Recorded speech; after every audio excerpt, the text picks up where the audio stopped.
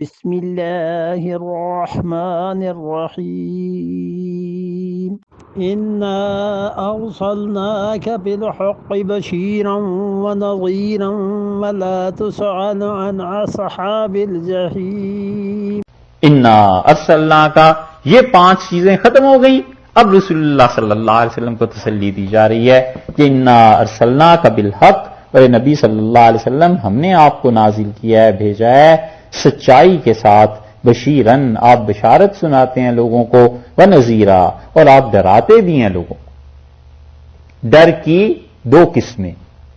ایک قسم تو ڈر کی وہ ہے جیسے کوئی شیر سے ڈرائے، چیتے سے ڈرائے، تو اس میں خوف شامل ہے نا.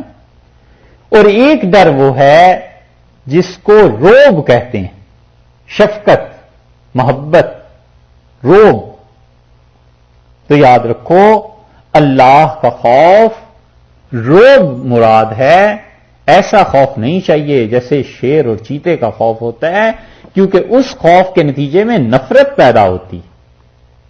اور روب اور دبدبا اللہ کا وہ چاہیے، اس کے نتیجے میں احترام پیدا ہوتا ہے، ادب پیدا ہوتا ہے، عزت پیدا ہوتی ہے. آدمی جوں عمر بڑھتی ہے تو بڑے لوگوں کا، والد کا، والدہ کا، دادا کا، کسی کا روب ہوتا ہے، اور بچپن میں جو حرکتیں کرتا تھا اب نہیں بول سکتا ان کے سامنے. عزت ادب آ جاتا ہے نا، اور ڈر بھی رہتا ہے. بس اللہ کا ایسا روب چاہیے کہ انسان اس کی وجہ سے بے ادبی کی حرکتیں نہ کرے، خدا کی نافرمانی نہ کرے.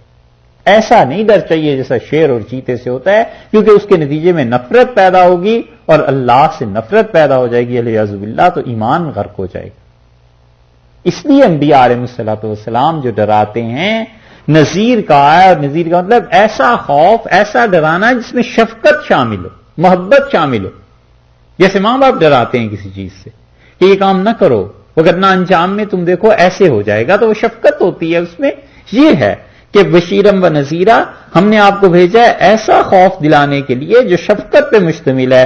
ولا تسأل عن اصحاب الجحیم، اور آپ سے نہیں سوال کیا جائے گا ان کے بارے میں جو جہنم میں چلے گا. ان کے بارے میں آپ سے نہیں پوچھا جائے گا. آپ سے تو بس یہ ہے کہ آپ نے اپنا پیغام پہنچا دیا ہے، پہنچ گیا ہے، عمل کیا نہیں کرا ان کی بات ہے.